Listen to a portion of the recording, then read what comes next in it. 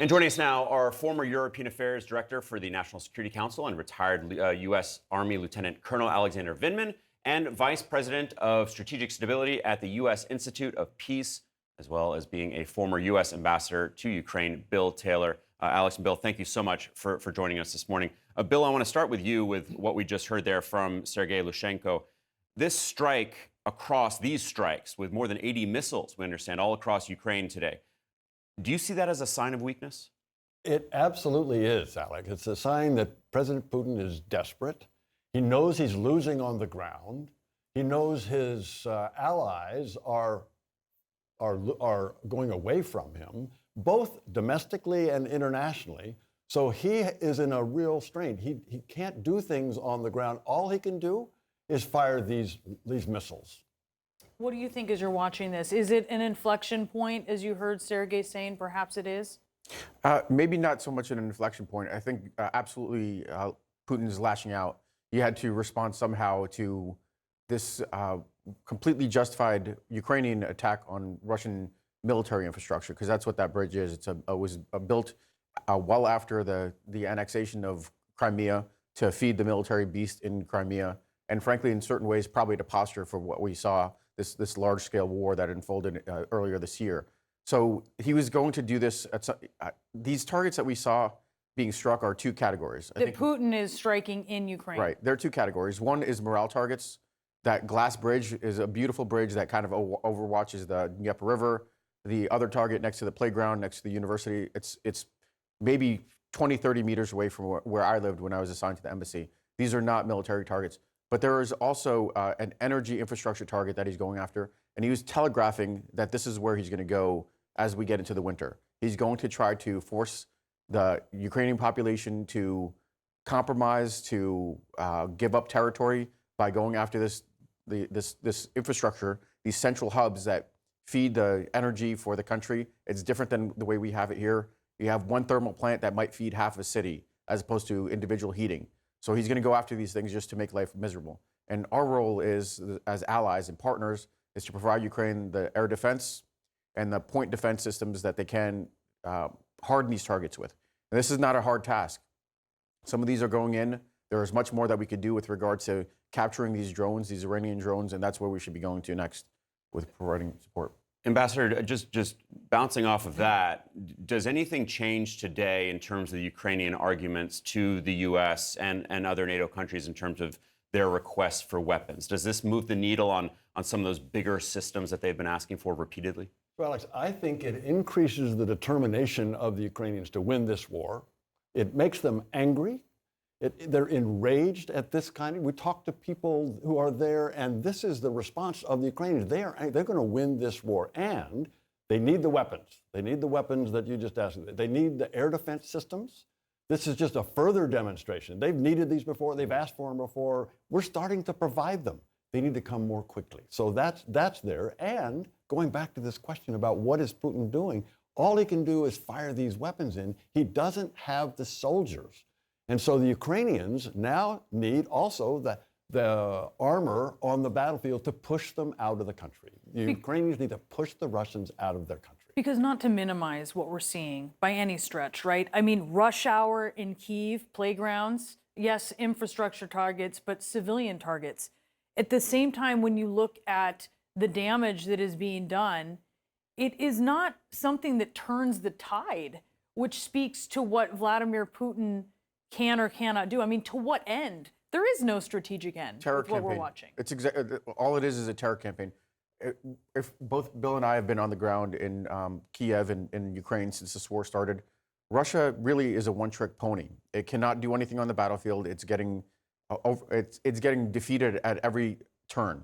The pressure is going to continue to really weigh down on the Kherson and the eastern campaigns. There may very well be another attack through the center, through Zaporozhye. But the only thing he could do in response is not on the military battlefield. He could terrorize the population. He could make it a miserable winter for the population. And he has a limited means to do that. He has a dwindling supply of cruise missiles. He now has these Iranian drones. Those are actually much, much easier to defeat. The cruise missiles fly faster. They have a difficult profile to potentially defeat. You need to have sophisticated military air defense. But for these other drones that the Iranians are providing, they're slow. all you need is kind of point defense around the critical infrastructure, whether it's city centers, whether it's thermal plants, whatever the case might be. We just need to saturate the environment there, and this could easily reduce the pressure that Russia is putting on Ukraine and make this a much, much more bearable campaign as the military campaign that's far more decisive turns and ends his aspirations for this war. Well, it's clear he is trying to ramp up things for now, but how effective that's actually going to be very much remains to be seen. Of course, Ukraine is doing extremely well. Gentlemen, we have to leave it there. Lieutenant Colonel Alexander Vindman, Ambassador Bill Taylor, really appreciate your time this morning. Thank you. And for more now on these overnight blasts, let's bring in retired Brigadier General Stephen Anderson. You, of course, your background's in logistics. So I want to start actually with what prompted these missile strikes, which is this bridge over the Kerch Strait that was struck, partially collapsed, maybe even deteriorating some of the rail abilities. What are the logistics challenges that were created with that may have spurred such a reaction from Vladimir Putin? Well, thank you, Brianna. Well, this is hugely significant logistically. This bridge right here, of course, goes across the Kerch Strait. It's the only bridge that they've got that goes over that way. It brings rail, it brings road. It's the major lifeline for the entire Crimea Peninsula. So it's hugely important if they could take this out. I would not want to, though, overestimate exactly the significance of this, because they're going to rebuild the bridge. I think they've already rebuilt the rail. But I think most importantly is the psychological impact of this. It might not quite be at the level where the Moskva sinking was months ago, but this sends a message to the Ukrainian people, to the world, and to the Russians that they are very serious, the Ukrainians, about taking back Crimea. And they have the opportunity and the capability to attack a key logistics target like this bridge. Yeah, it does feel like it's in the same vein of that Moscow takedown there. Now, logistically, for the Ukrainians, because we see Vladimir Putin taking out some civilian targets, he's also hitting civilian infrastructure targets. What does that mean for Ukraine?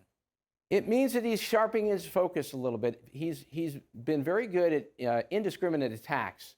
I've personally been to Bucha and Irpin. I've seen all the apartment buildings that have been knocked out. Heretofore, his attacks have been mostly targets that you and I could pick up on Google Earth, okay? But now at least he's starting to go after the logistics infrastructure, the energy infrastructure, and that's more important. This is a major response to the Kerch Bridge. He's trying to placate the hardliners that he surrounded himself with, and he wants to attack in a big way, and of course, this is the biggest attack I think we've had since the beginning of the war. However, I can tell you that the will of the Ukrainian people will not be deterred at all. Their resolve will be steeled, and they will continue to fight back. And the other thing I would say about this is his only play. I mean, other than the nuclear option, his only conventional capability are these cruise missiles, these long-range missiles. And I don't think he's got that many left. This will not continue for very long. I think that he did this as a show of force before the Security Council meeting with his ministers. But I think that it's going to be back to normal pretty soon. That's a really important point, that he may not have enough to sustain this. Talk about this new commander. Nick Payton Walsh was mentioning this. New commander that he has in place. Are you seeing a new approach? I do not think there's going to be a new approach, because he's incapable of really doing a new approach. As long as the Russian army is what it is, which is a terrible army. I mean, now, this guy is a hard dude, okay? He's responsible for the bombing in Aleppo. He served down, in Syria, conducted operations. He's been jailed twice. I mean, he's an interesting character, but he's a hardliner. And again, this is a way to appease the hardliners that Vladimir Putin has surrounded himself with. So he's got this guy in charge.